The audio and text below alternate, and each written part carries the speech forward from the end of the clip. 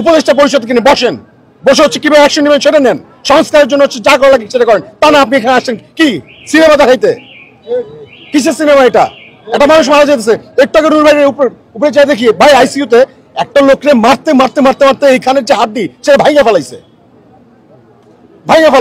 লোকটা যদি সেন্সলেস হয়ে যেত তার একটা কথা, কিন্তু তার সেন্স আছে, সে কষ্ট পাচ্ছে, কাতরাইতেছে, তার কাতরাই দেখানো যাইতেছে, দেখার মতো না, ভয়ঙ্কর অবস্থা।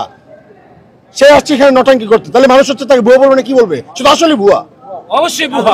সে তো জানে না হচ্ছে তাকে কি করতে হবে।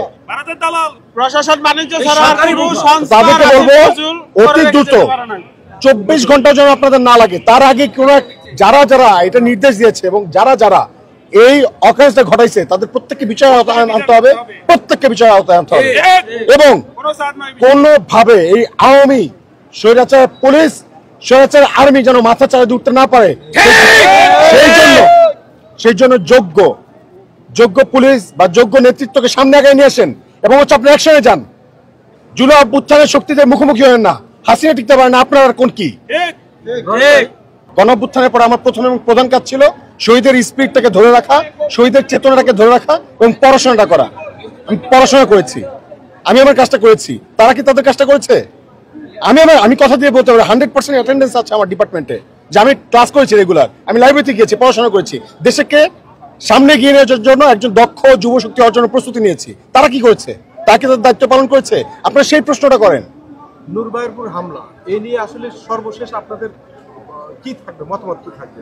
যতক্ষণ পর্যন্ত না বিচার হচ্ছে, ঠিক আছে, আমরা প্রত্যেকে দল মত নির্বিশেষে আমরা প্রত্যেককে বলবো জুলাইয়ের যত শক্তি আছে আমরা সবাই রাজপথে আসেন, আমরা একসাথে লড়াই করার জন্য।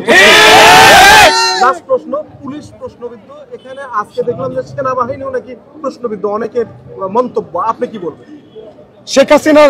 শেখ হাসিনা আত্মীয় নিয়ে, ঠিক আছে, আপনি সেনাবাহিনী চালাইতে চাইবেন আর আপনি আশা করবেন যে আপনাকে ফুলের মালা দিবে, এটা কি হয়? তাড়াতাড়ি করে স্বৈরাচার দোষরদেরকে এখান থেকে সরান, আর যদি না সরেন আপনাদেরকে সরিয়ে দেবে বাংলাদেশের জনগণ।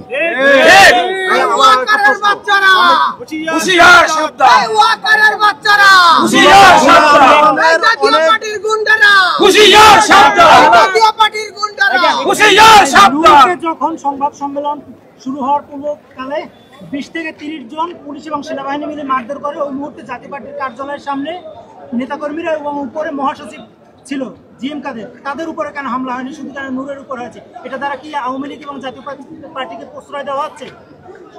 এটা তো স্পষ্ট বোঝা যাচ্ছে যে স্বৈরাচারের দোষরদেরকে এই আর্মি, এই পুলিশ, এই সিস্টেম, এরা সবাই মিলে পূর্ণ